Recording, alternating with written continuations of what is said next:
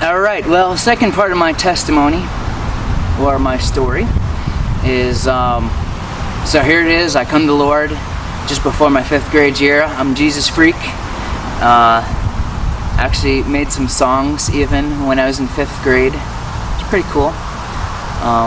Everyone knew what I was about. All my teachers knew that I was a Jesus freak, that I loved the Lord. And then I went into middle school, and I started to get a little bit more concerned with my image and stuff. I needed to be cool, I need to be popular. So I kind of simmered down on the Christian thing. I still love the Lord, but now all of a sudden, I wasn't wearing Jesus shirts. I wasn't making stuff like that. I wasn't trying to listen to Christian songs all the time. I was trying to fit in a little bit more. Alright, people watch MTV that are cool, so I'm going to watch MTV. And then just before my 8th grade year, there was someone that I met that she just did something in my heart.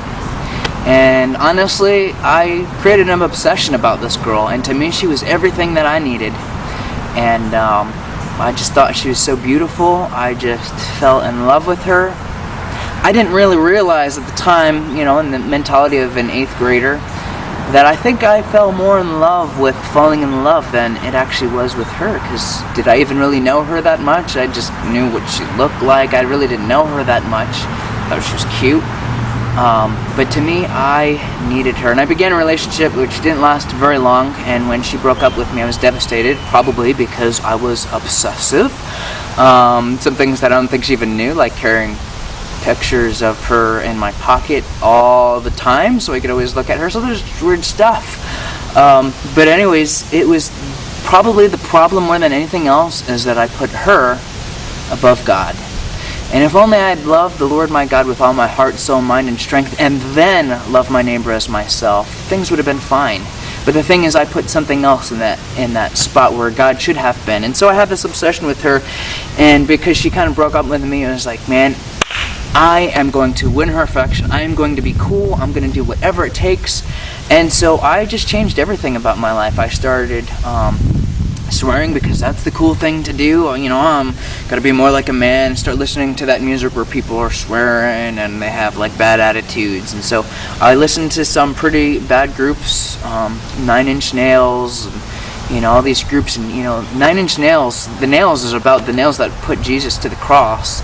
And that didn't bother me because I was more concerned with my image. I remember, I shifted my friends because I was hanging out with this group, and then it's like, no, I need to start being popular. I literally wrote down a list of things that I needed to do. Oh no, I got some acne on my face. I'm gonna go to this and that. I gotta fix this. I'm gonna work out. And so I was doing everything that I could. I was gonna be the man. I was gonna be popular.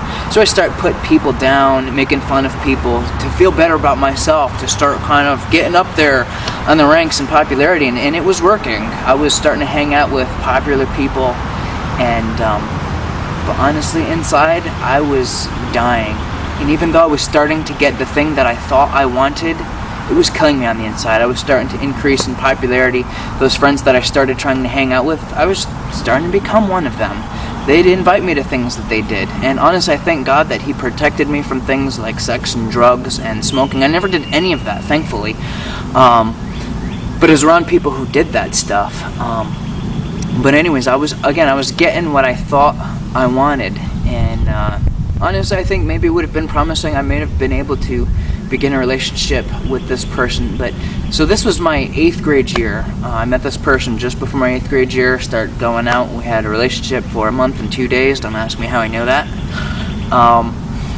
But then anyways, that year I was going to do everything to win her affection. And then there was this opportunity in my church to go to Russia. And my first thought was completely selfish. Oh, awesome. I could invite her to it. And we'll get to know each other, and then we'll form a relationship. Yeah, it'll be great. And well, the time came around where we needed the visas, passport, stuff like that. And it's like, I didn't have the guts yet to ask her. And it's like, well, I guess I'll go on this trip, though. I'm ready. That's all right. Guess you won't go. But anyways, but one of the things that we did to go on this trip was that everyone who was going on this trip, it was a missions trip with the church. So we were going to go, we were going to explain the gospel to people in Russia. explain what it's like to have a relationship with Him. So we did skits and dramas, we did puppets, we did all sorts of things. So we needed to prepare for this, and one of the things that we did every week to prepare for it was the pastor would go around and we'd start our meetings and he'd say, hey, what has the Lord been saying to you as you've been in the Word and in prayer? And so everyone would go around. The first few weeks for me it was like Russian roulette. Leviticus 16:23. Take this animal and sacrifice it. And it's like, okay, that doesn't work. Let me pick this verse. And I just kind of faked it the first few times. But one thing that I noticed as people would go around is they had a joy and they had a love and they had all of these things that I remember at one point I had. When I was on fire for the Lord, I had these things. And I didn't have it anymore. I actually wanted to kill myself. There were some times that I considered it. I was thinking about, man, if I can't have her, what's the point even of living? So inwardly, I was dying. Now I'm seeing these people around me that are filled with joy and love, and it's like, they got something I want. You know what? I'm going to start taking this seriously. So I did. I started praying. I started reading. And God never left me. That whole time, when I turned my back on Him, I knew what He was saying. There was that conviction that He would bring to me. I knew I was going down the wrong path, but I didn't want to hear it. Because in my mind, I needed that thing. And again, I put that person in place of God. And He would keep telling me, it's not good for you. It's not good for you, but I didn't want to hear it. So finally, as I started praying and reading the Bible, and I'm surrounded by these people, I started realizing this path that I'm on, it's not worth it. It's not worth it. And so I asked God, I don't want this anymore. And it took some time, but finally I got to a point. I guess my concern was because I had these intense feelings. Oh, I'm never going to lose these feelings. But I remember one day I woke up and they were completely gone. And I thank God for that. But I guess I had a hard time thinking that I would ever feel otherwise. And so God helped me with that. But anyways, as I pursued Him, as I pursued a relationship with Him in prayer and reading the Word, God brought me to this place of freedom. And so that was part of the journey of me and my relationship with the Lord. Entering freshman year of high school, I was on fire for God again, which is awesome. And sometimes you have high points, sometimes not as high, but my relationship with the Lord then has been fairly consistent. There'd been one other point of my life, actually two others I suppose that I'll have to talk about, other things that I struggled with and questions that I had. But this was one of my points in life where I just realized, you know what? God is God, and we can't put anything else in His place. If we put anyone or anything in the place of God, we're not going to be happy. And we need to get things in order in our lives. So that was part of the journey that I realized in my 8th grade year. And I just kind of wish to pass that on to you.